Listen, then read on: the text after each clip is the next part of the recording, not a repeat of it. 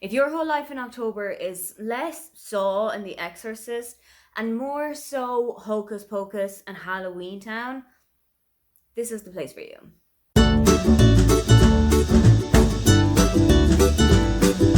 Hi, welcome, come on in. My name is Aoife and today I am filling out the Halloween movie book tag. As I said in the intro, I am not a very big scary movie types of person. Now, I have seen the Scary Movie franchise, mainly because those are parodies of actual scary movies. I'm not a big lover of gore though. I'm not a big lover of things coming out of stomachs. So when I'm looking for something to watch in Halloween and in October, I'm kind of looking for something that's a little bit on the family friendly spooky side, which is why when I saw this Halloween movie tag and it was filled with that kind of Halloween watching, I knew this was the one I needed to fill out. First question is Halloween Town, a book with a magical setting. And for this, I have gone with The Very Secret Society of Irregular Witches by Sangu Mandana. I absolutely love this. I reread this at the start of October, and I think I'm going to make that my kind of October ritual. This book is following Mika Moon, a witch living in England, and everything there is very hush hush. Witches don't really keep in contact with one another. They'll see each other once every 3 or 4 months, and that's kind of it. But Mika has been contacted by the members of Nowhere House.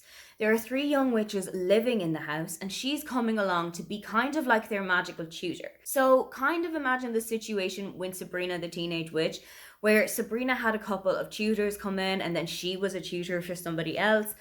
That's the kind of situation that we're in. I really loved the atmosphere of Nowhere House. I really loved how cozy the vibes were. I absolutely loved all of the characters that we met, even the grumpy librarian that is living there. And I just love watching Mika open up to the children, have the children open up to her, and then expand their worlds a little bit more. Sangu Mandana has also got a second book out that I think has come out in June or July of this year, and it's based around a magical inn and the innkeeper who has been kind of struggling a little bit lately. Her magic isn't all going according to plan. She's actually at risk of losing it, and to top everything off, she has kind of sort of brought her aunt back from the dead. I am in love with Sangu Mandana's writing style, so I just know when I go and pick up A Witch's Guide to Magical Innkeeping, it's just gonna work for me. For the Sanderson sisters, it's a book with a revenge plot. For this, I have gone with Felix Ever After by Case and Calendar. This book is about Felix, who has always been super proud of his identity, but he does fear that maybe he's got one marginalization too many. Felix is black and queer and transgender. One day, an anonymous student on a messaging board posts a lot of transphobic content about Felix, including dead naming him and sharing pictures of Felix before his transition. Felix decides to find out who the student was and to enact revenge upon them. But what he wasn't expecting is that that is going to bring him down a kind of a love triangle he was never expecting to be caught up in. I thought that this was such an interesting story. It's one that I definitely intend to go back to, and I've really enjoyed Case and Calendar's writing style, so it's definitely going to be an author I'm going to check out more from. The Haunted Mansion is kind of an if you enjoyed this, try this recommendation. I always say that if you enjoyed Room by Emma Donoghue and Eleanor Oliphant is Completely Fine by Gail Honeyman, then you should go and check out Strange Sally Diamond by Liz Nugent. It kind of brings elements of those 2 books together and marries them in such a spectacular fashion. It follows Sally, who, when her father passes away, puts his body out into the farm's incinerator because that is pretty much what he told her to do. This spirals into a huge media circus all surrounding Sally's life, and we find out how it is that Sally came to live with her adoptive family and who her birth mother really is. There's also a really interesting side plot that's running along this, and I thought that it was so intriguing. I could not put this book down the first time that I read it, and there are so many people that I've recommended it to who have just been swept up in Liz Nugent's writing. For the Addams Family, it's a book with a lot of family drama, and the first book that stood out to me for this one was Grown Ups by Marian Keyes. I absolutely adore how Marian writes families, and this is probably her most chaotic yet. It's following the Casey family, the 3 brothers, Johnny, Ed, and Liam, and their wives and children. They all head away to Kerry for a weekend together on a bank holiday, And things start to really unravel from there. Ed's wife, Cara, has concussion, and while she is sitting down with the family for dinner, a small offhanded comment leads to Cara unleashing all of the family's secrets on the table. There are huge repercussions for everything that Cara has let out of the bag, and I just sat there like the cat licking up the cream, and I ate every single part of it up whole. I absolutely love Marion Keyes. She has this knack for me of writing these books that are about 500 or 600 pages, but feeling like you're reading a 75-page novella. Everything just speeds by when I'm spending time with Marion. Twitches is a book featuring sisters, and I have got 8 books that I can recommend to you here. Staying on the Marion Keyes situation, the first one that I'm going to recommend is the Walsh Sister series. This is following the 5 Walsh sisters, and all 5 of them have gotten their own books. For Watermelon, you are following Claire, who has been left by her husband pretty much the day that their daughter has been born.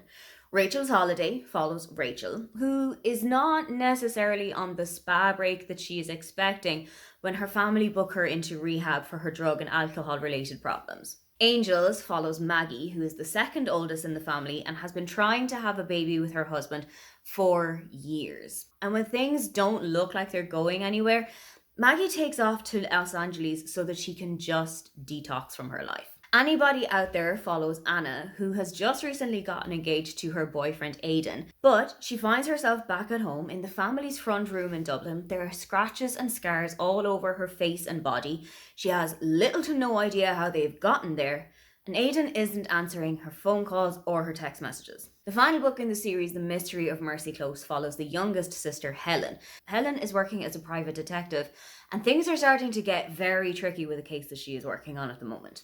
I absolutely love all 5 of these sisters, and the books are so meaty. There is not just the family situations that you're talking about here. There are quite a lot of social issues that are being talked about in these books, and I think that they are all done spectacularly. Then, when you finish those 5 books, I would definitely recommend the Brown Sister trilogy by Talia Hibbert.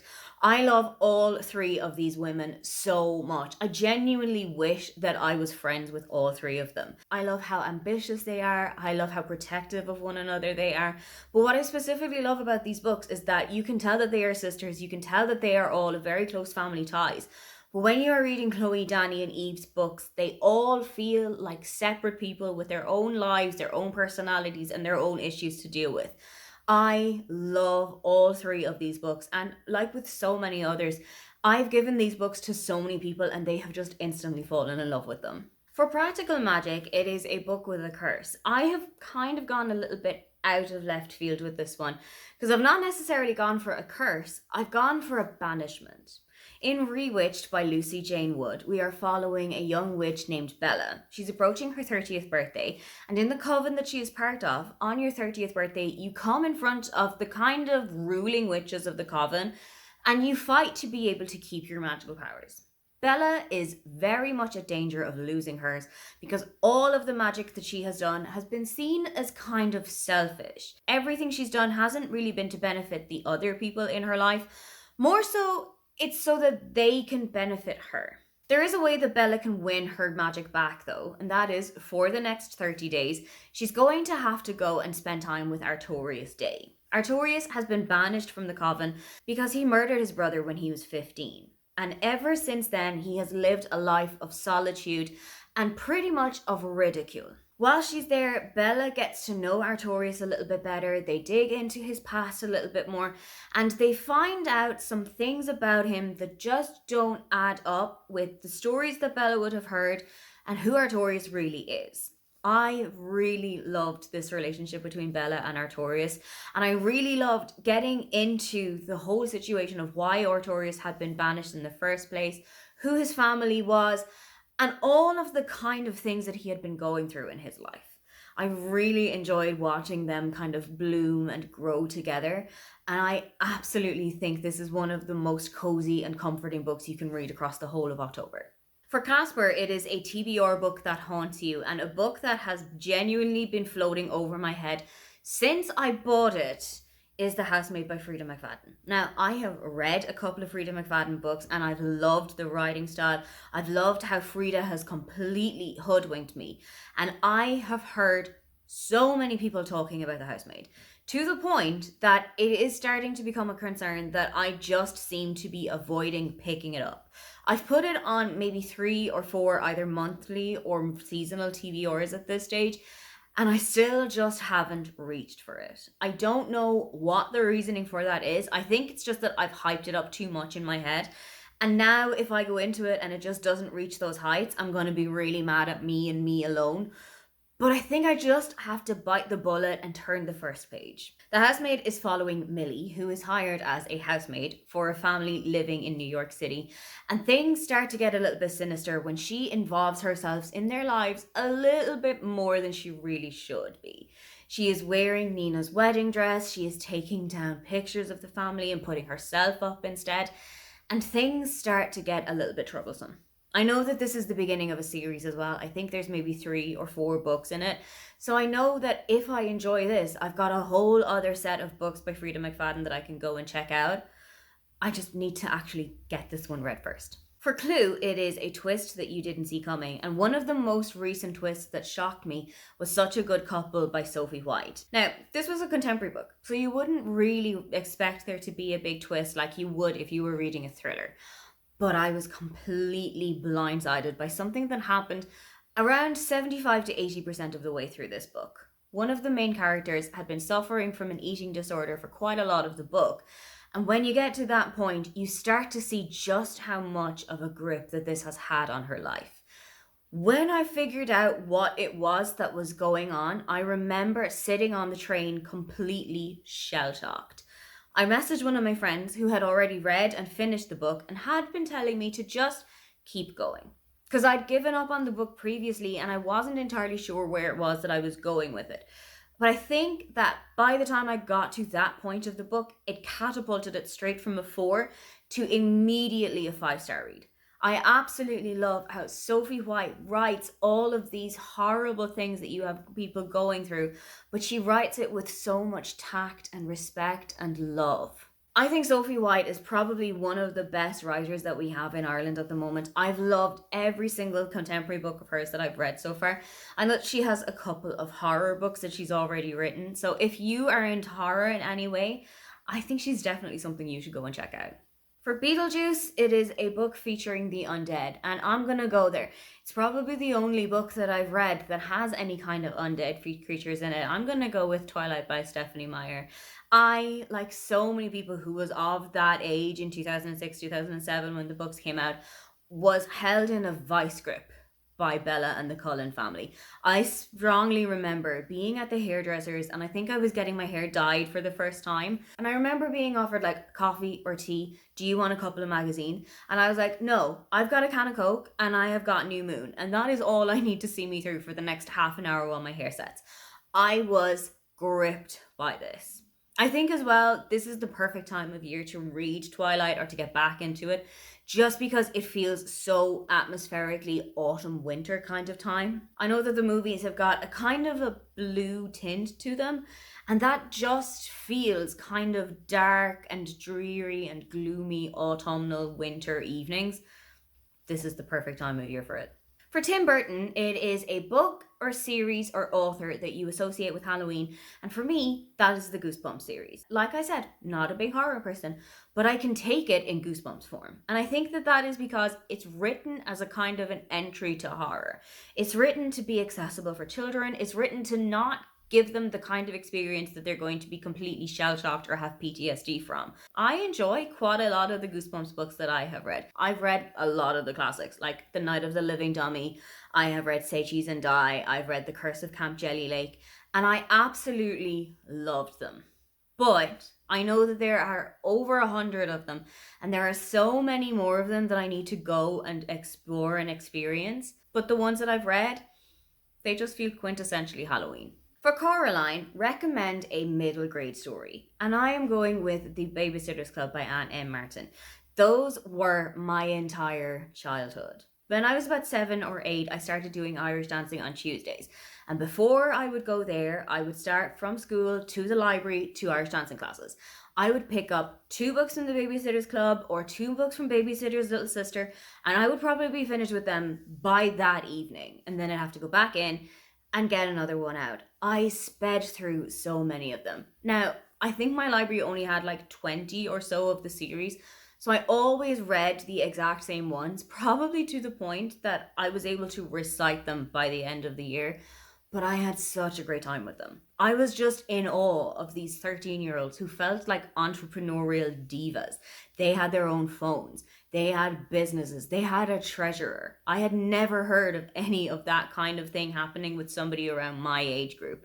And I just loved like looking up to them and experiencing all of these things that they had experienced in life round about the same time that I was reading it. For The Nightmare Before Christmas, you need to recommend a genre blend.